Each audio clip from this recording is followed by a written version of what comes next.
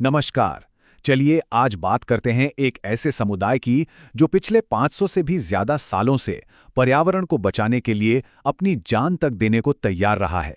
ये कहानी है बिश्नोई समाज की, जिन्हें धरती का सच्चा रक्षक भी कहा जाता है। सिर साटे रूख रहे तो भी सस्तो जान। जानते हैं इसका मतलब क्या है? इसका मतलब है अगर सिर काटवा कर भी एक पेड़ को बचाया जा सके तो भी ये एक सस्ता सौदा है।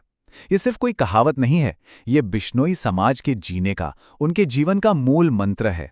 तो सवाल उठता है कि आखिर कौन है ये लोग जो इतने असाधारण सिद्धांत पर अपनी जिंदगी जीते हैं? ये हैं बिश्नोई संप्रदाय को मानने वाले लोग, जिन्हें दुनिया के पहले पर्यावरणवादियों में से एक माना जाता है। तो चलिए इनकी कहानी में थोड़ा और गहरा उतरते हैं।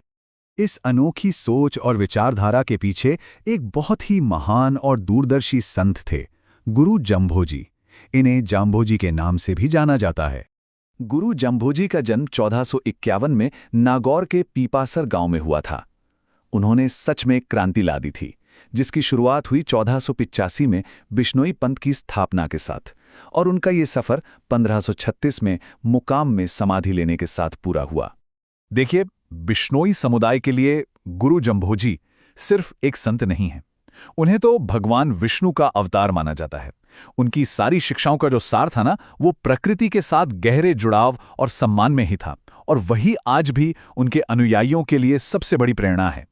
तो गुरु जम्भोजी ने अपने अनुयायियों को जिंदगी जीने के लिए कुछ नियम दिए, और वही नियम आज भी उनके समाज की नींव है।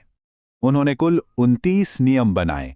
जी हां, पूरे 29, और यही संख्या, यही नंबर इस समुदाय की असली पहचान बन गया। और मजे की बात यह है कि इसी वजह से इस समुदाय का नाम बिश्नोई पड़ा। 20 यानी 20 और नोई यानी 9, जो मिलकर बन गया 29। तो ये 29 नियम उनके जीवन के हर पहलू में उनका मार्गदर्शन करते हैं।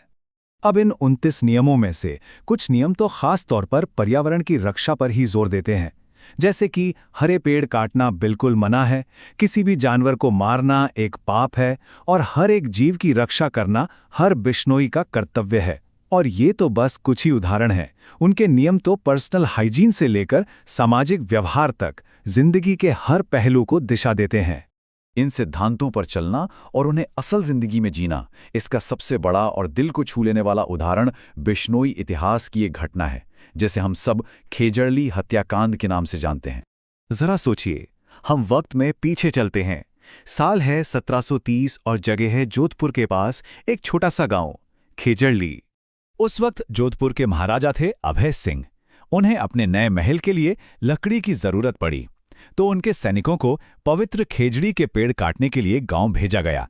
लेकिन वहां सैनिकों का सामना हुआ अमृता देवी बिश्नोई से, एक ऐसी महिला जिनका हौसला इतिहास बदलने वाला था।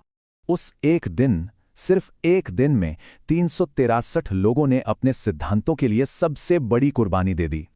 हुआ ये कि जब सैनिकों ने पेड़ काटने की कोशिश की, तो अमृता देवी और गांव के दूसरे लोग पेड़ों से लिपट गए। उन्होंने वही बात दोहराई जो उनकी रग रग में थी, सिर साटे रूख रहे तो भी सस्तो जान।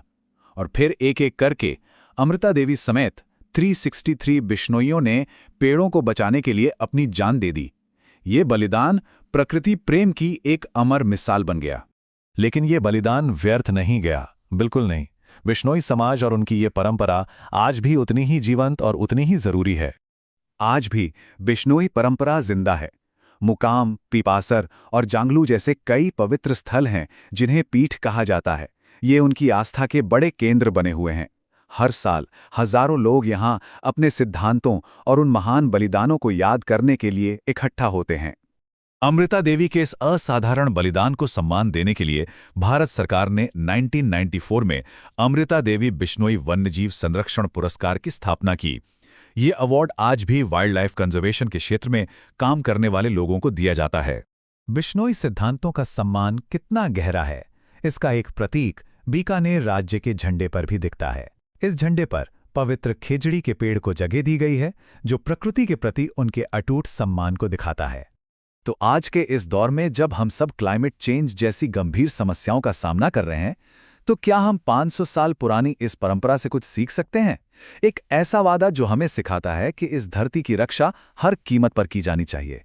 ये एक ऐसा सवाल है जो शायद हम सभी को खुद से पूछना चाहिए।